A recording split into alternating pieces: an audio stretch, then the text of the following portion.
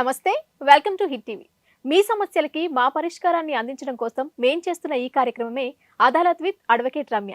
మీకు ఎటువంటి సమస్యలు ఉన్నా మా పరిష్కారాన్ని అందించడం కోసం ఈ రోజు మనతో పాటు ఉన్నారు అడ్వకేట్ రమ్య గారు. వారిని అడిగి మరిన్ని విషయాలు తెలుసుకుందాం. నమస్తే మేడం. నమస్తే అండి. ఎలా ఉన్నారు? బాగున్నాను మౌనిక, చెప్పండి. మేడం, ఇప్పుడు చాలా మంది చాలా రకరకాల సమస్యలతో బాధపడుతూ ఉంటారు. మీరు కూడా ఎన్నో సమస్యలు చూసుంటారు, సాల్వ్ చేస్తుంటారు. సో అలాంటి సమస్యలతో ఈరోజు మనకు ఒకరు కాల్ చేస్తున్నారు. వాళ్ళ సమస్యను తెలియచేయడానికి వాళ్ళతో మాట్లాడదాం ఒకసారి. హలో. హలో, నమస్తే అండి. చెప్పండి మేడం. నా పేరు ప్రసాద్ అండి. ఎక్కడి నుంచి కాల్ చేస్తున్నారండి? విజయవాడ అండి. ఓకే, మేడం గారు ఉన్నారు, మాట్లాడండి. ప్రసాద్ గారు నమస్తే అండి. చెప్పండి మేడం. సార్, ఏంటి మీ డౌట్ ఏంటి? ఏం ప్రాబ్లం ఉంది మీకు? అంటే నా పేరు ప్రసాద్ మేడం. నేను ఒక ఆటో డ్రైవర్ని. చెప్పండి సార్. అంటే మాది లవ్ మ్యారేజ్ మేడం. మాకు మ్యారేజ్ అయ్యి 6 సంవత్సరాలు అవుతుంది. ఓకే. మాకు ఒక బాబు, ఒక పాప. అయితే మేడం, నాకు గత మే నెల నుంచి. సార్, మీరు వరుసగా చెప్పండి సార్. నేను అనాల్సిన పని లేదు, మీరు వరుసగా చెప్పండి. ఏదైనా డౌట్ అనిపిస్తే నాకు వినిపించకపోతే ఫోన్ మాట్లాడతాను నేను. గత మే నెల నుంచి మేడం, మా వైఫ్ అని వాట్సాప్ లో ఆన్లైన్ లో ఉంటుంది మేడం. ఓకే. నేను మార్నింగ్ 6కి వెళ్తాను మేడం కిరాయికి. అంటే లెక్చర్ తీసుకెళ్ళాలి. లెక్చరర్ ని గుడివాడ తీసుకురావాలి డైలీ. నేను మార్నింగ్ 6కి వెళ్ళి నైట్ 7-8 అయిపోద్ది మేడం. ఓకే. అయితే మా వైఫ్ ఫోన్ అన్ని ఉన్నాయి మేడం ఇంట్లో. సార్, ఎవరెవరు ఉంటారు ఇంట్లో? ఎవరెవరు ఉంటారండి? నేను, మా వైఫ్, మా బాబు, మా పాప మేడం. మీ పేరెంట్స్? మా పేరెంట్స్ సపరేట్గా ఉంటారు మేడం. ఓకే. పిల్లలు ఆల్రెడీ ఏం చదువుతున్నారండి? బాబు ఎల్కేజీ మేడం. పిల్లకి 3 years మేడం. వాళ్ళని చూసుకోవడానికి అమ్మాయికి టైం సరిపోతుంది, ఇంకా ఎవరితో ఫోన్లో మాట్లాడుతుంది? అది అడిగాను మేడం. వాట్సాప్ లో ఆన్లైన్ లో ఎందుకు అని చెప్పి ఉంటున్నావు అంటే, ఏం లేదు, ఓకే అంది మేడం. అంటే తన ఆన్లైన్ లో ఉంటుందని మీకు ఎట్లా తెలుస్తుంది? అది ఆటోమేటిక్ గా కూడా ఉండొచ్చు కదా. అంటే ఎవరికైనా మెసేజ్లు పెడుతూ టైప్ మనకి వాట్సాప్ లో తెలిసిపోద్ది మేడం. అదేనండి, వాట్సాప్ ఓపెన్ చేస్తానని తెలిసిపోద్ది మేడం మనకి. ఓకే, అదేనండి. అది ఆల్లో కూడా ఉండేసి ఉండొచ్చు కదా. రెగ్యులర్ గానే అమ్మాయి మెసేజ్ పెడుతుంది, టైపింగ్ అని ఎలా మీకు వస్తున్నాయా ఇన్ఫర్మేషన్? వస్తుంది మేడం. సరే, ఎవరితో మాట్లాడుతుందో కూడా ఉండుంటదిగా మరి ఆ ఫోన్ నెంబర్ కానీ. సోయానా అప్పుడు అతను వాలంటరీ మేడం. ఓకే. కాకపోతే మాది లవ్ మ్యారేజ్ మేడం. ఇంతవరకు వాళ్ళ అమ్మాయిలు వచ్చింది లేడు మేడం. ఓకే, మీది లవ్ మ్యారేజ్, వాళ్ళు ఇంకా యాక్సెప్ట్ చేయలేదు మిమ్మల్ని, వాళ్ళని, అమ్మాయిని. వాళ్ళ అమ్మాయిలు ఇంతవరకు వచ్చింది లేదు మేడం. మీ పేరెంట్స్ యాక్సెప్ట్ చేశారా? మా పేరెంట్స్ యాక్సెప్ట్ చేశారు మేడం. నేను ఒక సంవత్సరంతో పాటు ఇది మా టాప్ పనికి వెళ్ళాను మేడం. ఈ పిల్లలు తీసుకెళ్ళినప్పుడు టాప్ పనికి వెళ్ళాను మేడం. అప్పుడు మా పిల్లకి ఇలా ప్రెగ్నెన్సీ చేస్తే ఇంకా మా నాన్నకి ఇలా ఫోన్ చేస్తే సరే రాండి అని చెప్పి మా నాన్న తీసుకొచ్చాడు మేడం. సో మీరేం చదువుకున్నారండి? కొన్ని రోజులు టాపీ పని చేశారు, తర్వాత ఏమో ఇప్పుడు ఆటో డ్రైవర్ గా వర్క్ చేస్తున్నారు. Inter madam. అమ్మాయి ఏం చేస్తుంది? అమ్మ కూడా ఇంటర్ అయిపోయింది మేడం, ఇప్పుడు హౌస్ వైఫ్. సో ఇద్దరు ఇంటరు. అమ్మాయి అయితే ఇంట్లో ఏ పని చెయ్యదు, పిల్లలు చూసుకుంటూ మిమ్మల్ని చూసుకుంటూ ఉంటది. అంతే మేడం. ఓకే. అయితే గత మే నెల నుంచి ఈ అమ్మాయి వాట్సాప్ లో ఆన్లైన్ లో ఉంటుంది మేడం. ఓకే. నేను అడుగుతున్నాను, ఎందుకు వాట్సాప్ లో ఆన్లైన్ లో ఉంటున్నావు, నీకు ఏ పని ఉంది, పిల్లలను చూసుకోవచ్చు కదా, అదే అడుగుతున్నాడు మేడం. ఇంట్లోకి వెళ్ళిన కూర సరిగ్గా చేయదు మేడం, వంట చేయదు, ఏం చేయదు. ఇవన్నీ 6 సంవత్సరాలు అయిపోయింది. ఇప్పుడు మీ ఆవిడ వంట గురించి మాట్లాడుకున్న ఉపయోగం ఏముంది? అంతా అయిపోయింది, బాగానే ఉంది మేడం. కాకపోతే మొన్న ఒకసారి గొడవ అయింది మేడం. ఫోన్ చేస్తే బిజీ వచ్చింది మేడం. ఎవరితో మాట్లాడుతున్నావు అంటే, నేను మా అక్క వాళ్ళతో, మా అమ్మతో మాట్లాడుతున్నాను అంటే. రీసెంట్ గా సంవత్సరం నుంచి ఇలా అమ్మాయి అక్కలు మాతో మాట్లాడుతున్నాను మేడం. అంటే నాతో కాదు, ఈ పిల్లతో మాట్లాడుతున్నారు. ఆ అమ్మాయితో మాట్లాడుతున్నారు. సరే అని చెప్పి సరిగ్గా ఉన్నాను మేడం. ఉంటే తర్వాత మళ్ళీ ఆ అమ్మాయి ఫోన్ చేసి, నేను ఒక యాప్ ఎక్కిచ్చాను, ఏదో యాప్ ఎక్కిచ్చాను, ఇవన్నీ డిలీట్ చేస్తున్నాను హిస్టరీ మొత్తం అని చెప్పింది మేడం. సరే అని చెప్పి అన్నాను మేడం. ఇంటికి వెళ్ళేసి, అంటే మేడం నేను డైలీ డ్రింక్ చేస్తాను మేడం.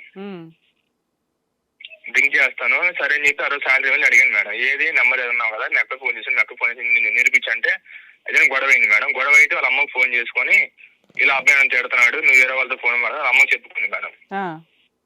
అయితే మా అమ్మ వాళ్ళకి నచ్చ చెప్పేసి అంత సెటిల్మెంట్ చేశారు మేడం. అయిపోయింది. మొన్న సెప్టెంబర్ 10వ తారీఖు సండే రోజు మా ఫ్రెండ్ మ్యారేజ్కి వెళ్ళాను మేడం. నేను మీ ఫ్యామిలీని తీసుకెళ్ళలేదా? లేదు మేడం, మా ఫ్రెండ్ మ్యారేజ్ కి మేము మా ఫ్రెండ్స్ వెళ్ళాం మేడం. ఓకే. అయితే ఆ రోజు పార్టీ చేసుకుని ఇంటికి వచ్చేటప్పటికి నాకు కొద్దిగా ఒంట్లో బాగాలేదని చెప్పేసి మండే రోజు ఇంట్లో ఉన్నాను మేడం. నేను ఉమ్, నా ఆటో అను ఫోన్ మా ఫ్రెండ్ కి ఇచ్చాను, తోలుతానంటే ఓలా యూబర్ ర్యాపిడో తోలని మా ఫ్రెండ్ కి ఇచ్చాను మేడం. ఓకే. ఆ అమ్మాయి ఫోన్ నేను ఆ రోజు ఇండియా మ్యాచ్ అది ఉంది మేడం, ఇండియా మ్యాచ్ చూస్తా ఉన్నాను. ఉమ్, అయితే ఆ వాలంటరీ అంటే ఆ వాలంటరీ కూడా ఈ అమ్మాయికి అన్నయ్య వరుస అవుతాడు మేడం. ఆ, మా ఇంటి పేరు వాడే, ఈ పిల్లకి అన్నయ్య వరుస అవుతాడు.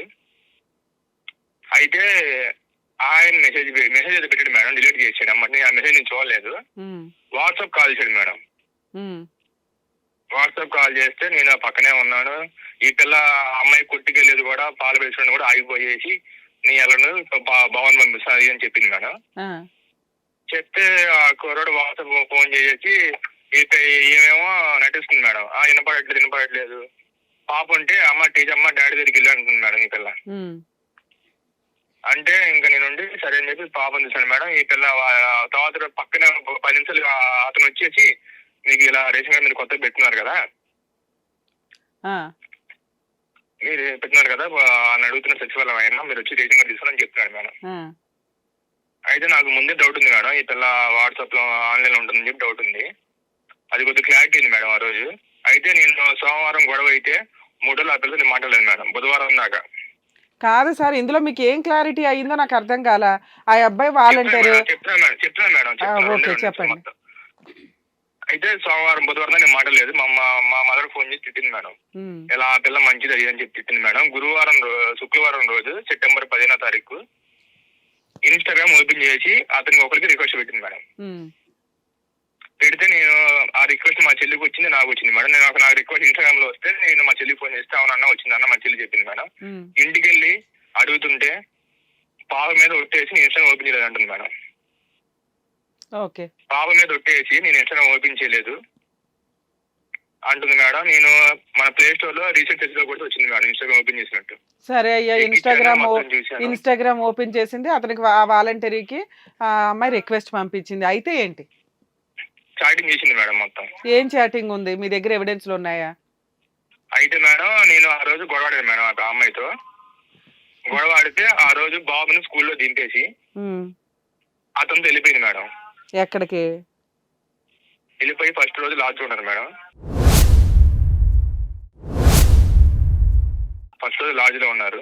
శనివారం వెళ్ళిపోయింది. ఉమ్, శనివారం వెళ్ళిపోయింది. ఆ రోజు లాడ్జ్ లో ఉన్నారు. తర్వాత రోజు ఊరి మీద మా సెంటర్ నుంచి ఒక 8 కిలోమీటర్ల నుంచి రూమ్ తీసుకుని ఆ రూమ్ లో ఉన్నారు మేడం. ముగ్గురు ఉన్నారు. నేను అంటే నాకు డౌట్ ఉంది మేడం ఆల్రెడీ. నేను అంటే పోలీస్ స్టేషన్ లో ఈ నెంబర్ చెప్పలేదు మేడం, నేను ఇతని నెంబర్ చెప్పలేదు. ఓకే. మామూలుగా మా ఆవిడ మిస్సింగ్ అండి అని కంప్లైంట్ ఇచ్చావా? ఇలా గొడవ అయింది సార్, ఇలా 3 సార్లు చెప్పాను సార్ గొడవ అయింది, ఇలా కుట్టాను సార్ వెళ్ళిపోయింది సార్ అని చెప్పాను మేడం. చెప్తే నేను ఆ రోజు 3 రోజులు అయింది మేడం. కరెక్ట్ గా మన వినాయక చవితి రోజు స్టేషన్కి వెళ్ళేసి సార్ ఫోన్ చేసి సంగం పెట్టి వచ్చాను మేడం. వస్తే నేను మా ఫ్రెండ్ చేత ఫోన్ చేశాను మేడం ఆ కుర్రోడికి, ఇలా ప్రసాద్ ఇలా ఎఫ్ఐఆర్ కేసు పెట్టాడు అది ఇది అంటే 2 గంటలు ఆ పిల్లకి ఫోన్ చేసింది మేడం నాకు. అయితే నేను ఇలా పూజలు పోయి చెప్తే పోలీసులు మొత్తం మాట్లాడి తీసుకొచ్చారు మేడం. ఆ పిల్లని తీసుకొచ్చారు, ఆ అబ్బాయిని తీసుకొచ్చారు. 3 రోజులు కలిసి ఉన్నారు మేడం ఇద్దరు. పాపను తీసుకొని వెళ్ళిపోయింది అమ్మాయి. పాప తీసుకుని వెళ్ళిపోయింది. బాబు ఇంట్లోనే ఉన్నాడు. బాబు మాతో పాటు, బాబు ఎక్కువ మా అమ్మలు తిన్నాడు మేడం. ఓకే. అంటే సాయం తీసుకెళ్ళి మన పోలీస్ స్టేషన్ కి వచ్చి ఏం చెప్తున్నారు వాళ్ళిద్దరు?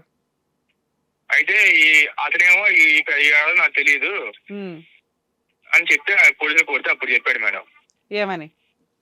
ఇలా తీసుకెళ్ళాను 3 రోజులు ఉన్నాం అని చెప్పాడు మేడం. అమ్మాయి ఏమంటుంది మీ ఆవిడ? అంటే మేడం ఆ రోజు అడిగాను మేడం, ఆ పిల్ల ఇష్టం లేదు, నీ ఇష్టం లేదు అన్నా మేడం. నేను పైకి వెళ్ళి పాప మంచి చేసి కొద్దిగా ఇలా బాధపడి లవ్ మ్యారేజ్ మేడం అది. లవ్ మ్యారేజ్ నేను ఆ పిల్లని కూడా తీసుకెళ్ళి 3 సార్లు మేడం. 3వ సారి మా సక్సెస్ అయింది మేడం. 3వ సారి 3 సార్లు తీసుకెళ్ళి ఆ పిల్లని నేను. వాళ్ళు కొద్దిగా పలుకుబడి ఉండి వాళ్ళు తీసుకొస్తున్నారు అమ్మాయిని. 3వ సారి మాకు కొద్దిగా మా సక్సెస్ అయింది.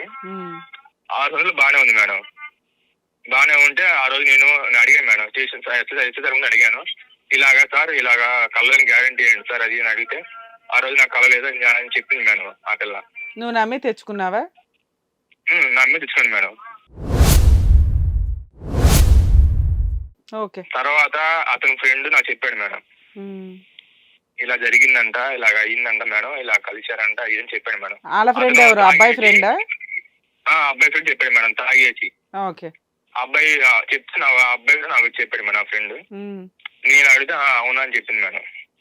మళ్ళీ పోలీస్ స్టేషన్ లో ఒప్పుకోలేదు, కానీ పర్సనల్ గా నువ్వు అడిగినప్పుడు ఒప్పుకుందా? అవును మా ఇద్దరికి రిలేషన్ ఉంది, ఫిజికల్ రిలేషన్ కూడా ఉంది అని ఒప్పుకుందా? ఒప్పుకుంది మేడం.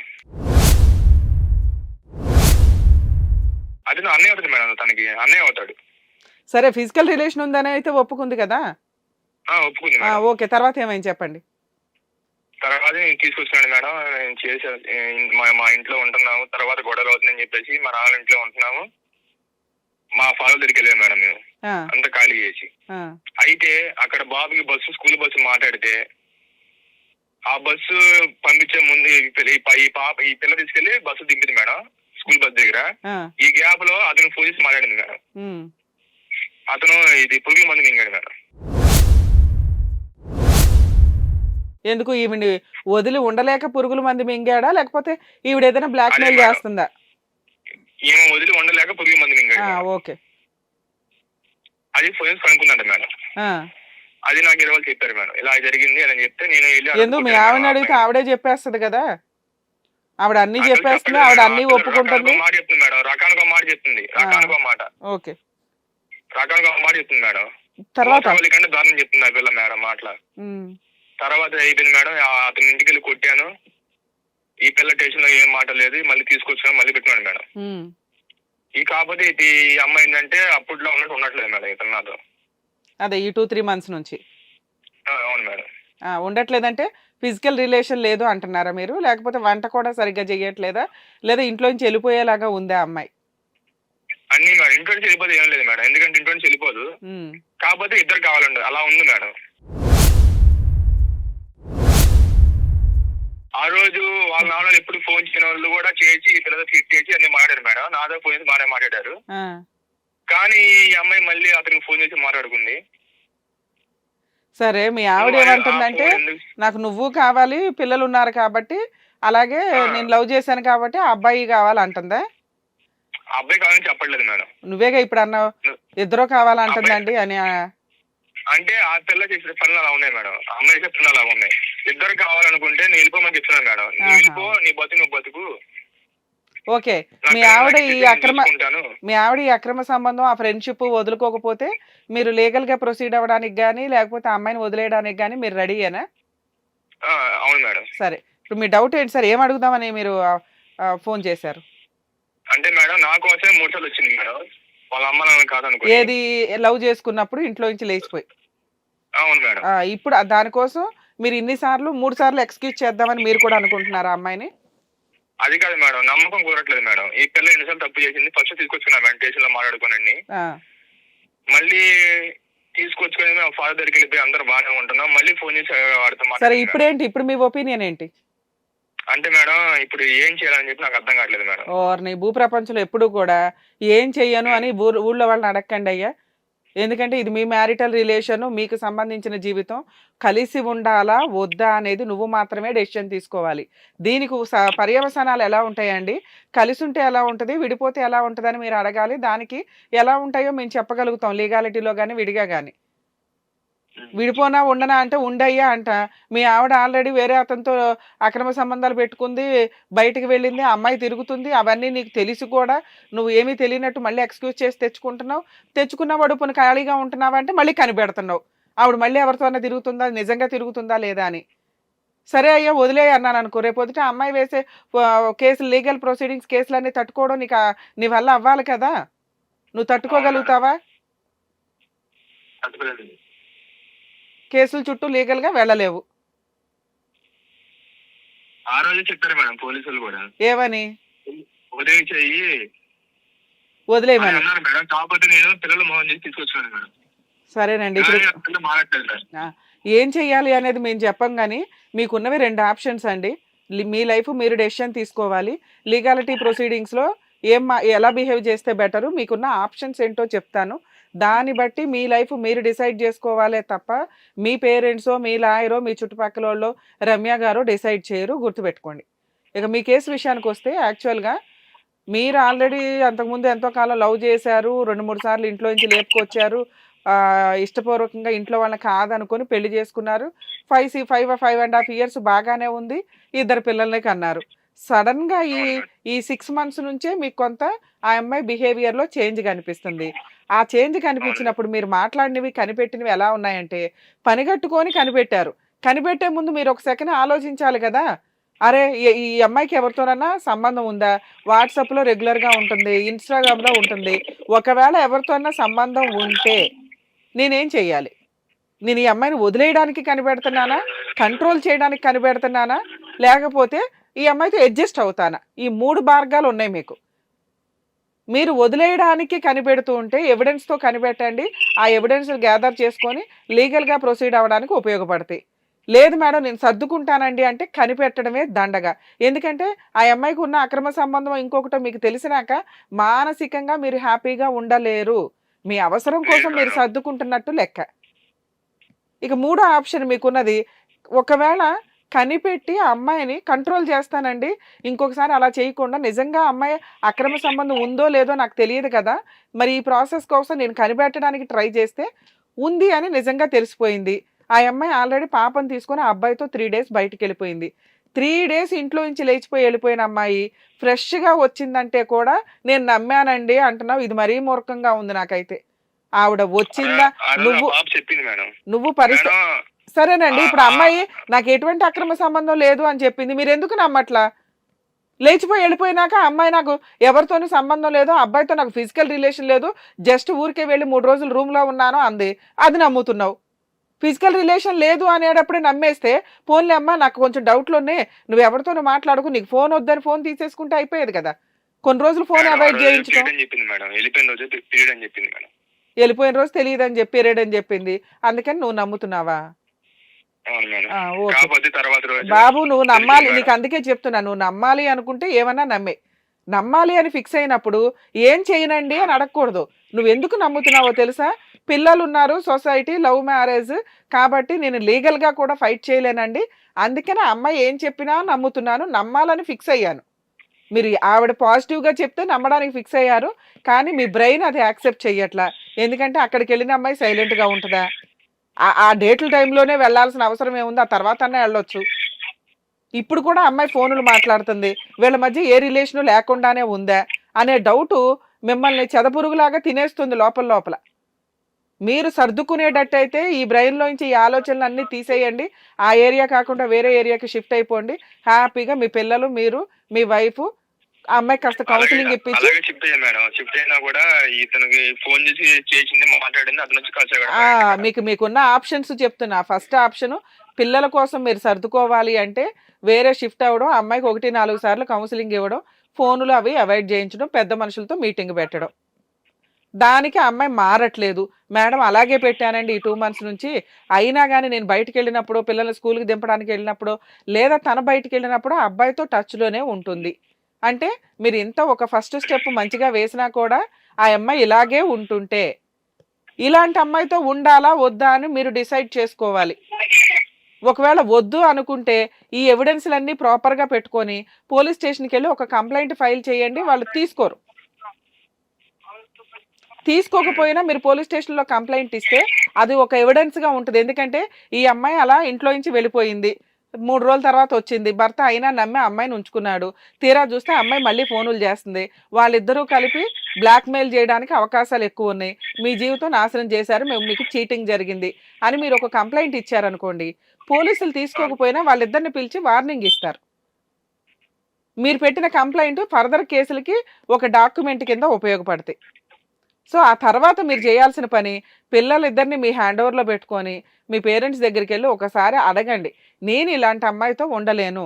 ఆ అమ్మాయి ఇలాగే కంటిన్యూ అవుతుంది. నేను ఇప్పటికి 3, 4 ఛాన్సెస్ ఇచ్చాను. అయినా సీక్రెట్‌గా అతనితో మాట్లాడుతుంది. సో ఇలాంటి అమ్మాయితో కంటిన్యూ అవ్వడం నా వల్ల కాదు.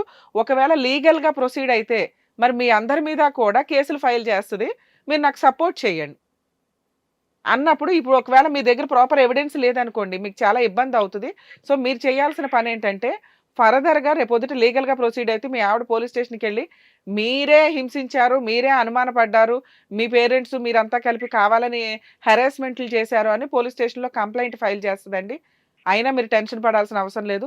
ఏం జరిగిందో వెళ్ళి రియాలిటీ చెప్పండి. మీకు 41 నోటీసులు అవి ఇష్యూ చేస్తారు. తర్వాత అడ్వకేట్ని పెట్టుకొని ఆ కేసు ఫైట్ చేస్తూ పిల్లల్ని మీ దగ్గర ఉంచుకోవడం వల్ల అటువంటి అమ్మాయికి మెయింటెనెన్స్ ఇవ్వకుండా తప్పించుకోగలుగుతారు. పిల్లల్ని మీ దగ్గర ఉంటేనే పిల్లలు బెటర్. ఎందుకంటే ఆ అమ్మాయి ఏ రోజు ఎవరి దగ్గర ఉంటుందో ఆవిడకే క్లారిటీ లేదు ప్రాపర్గా. తర్వాత మీరు ఆటోమేటిక్గా డైవర్స్ కేసు వేసుకోండి. ఈ రోజున డైవర్స్ కేసులు కాస్త లిబరల్గానే ఉన్నాయి. మిమ్మల్ని అప్పటిదాకా ఎందుకు ట్రై చేయమంటున్నానంటే పిల్లల కోసం 1-4 మీరు ఆల్రెడీ సర్దుకొని తీసుకొచ్చారు కాబట్టి నిజంగా ఆ అమ్మాయిని అబ్బాయిని కట్ చేయడం ఎట్లా? ఎందుకంటే అబ్బాయి ఆల్రెడీ సూసైడ్ అటెంప్ట్ దాకా వెళ్ళిపోయాడు. మరి వాళ్ళిద్దరూ కట్ చేసుకుంటారా లేకపోతే వాళ్ళే కంటిన్యూ అవుతారా అనేది మీరు ఆపలేని పొజిషన్లో ఉంది ఇది. వాళ్ళు ఎక్సీడ్ అయిపోయి కంటిన్యూ అవుతున్నారు. పోనీ మీరు పట్టుకొచ్చారు, అప్పుడన్నా భయపడి ఆ అమ్మాయి ఇక నుంచి ఇలాంటి తప్పులు చేయను, నాకు ఇంకొక ఛాన్స్ ఇచ్చాడు నా భర్త అనుకున్న గౌరవం కానీ ఏమీ కానీ అమ్మాయికి లేదు. ఆ అమ్మాయి మీ మీద కంటే కూడా ఆయన మీద ఎక్కువ ఇంట్రెస్ట్ చూపిస్తుంది. అలాంటి అమ్మాయిని మీరు బలవంతంగా కావాలి అని మీరు ఎంత సర్దుకుంటున్నా కూడా ఆవిడ వెళ్ళిపోయి కేసులు పెట్టాలి అనుకుంటే మీరేమీ చేయలేరు. మీరేమంటున్నారంటే మరి నేనే సర్దుకుంటున్నానండి, సర్దుకోనా వెళ్ళిపోనా అంటున్నారు.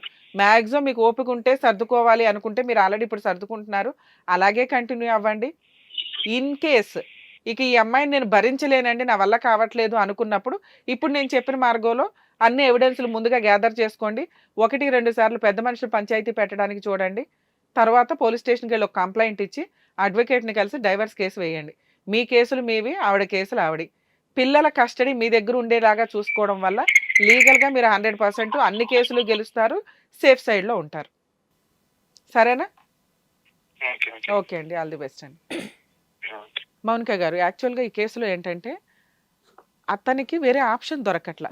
లవ్ చేసి ఒక అమ్మాయిని పెళ్లి చేసుకున్నాను, ఆ అమ్మాయి ఏమో ఇప్పుడు 6 years తర్వాత వేరే ఆల్టర్నేట్ ఎత్తుక్కుంటుంది. సో ఇట్లాంటి పిల్లల లైఫ్ స్పాయిల్ అయింది. ఒకవేళ పిల్లలు లేకపోతే మేబీ అతను కూడా ఒక డెసిషన్ తీసుకునేవాడేమో. కానీ అక్రమ సంబంధాలు అనేవి చాలా క్యాజువల్ అయిపోయింది.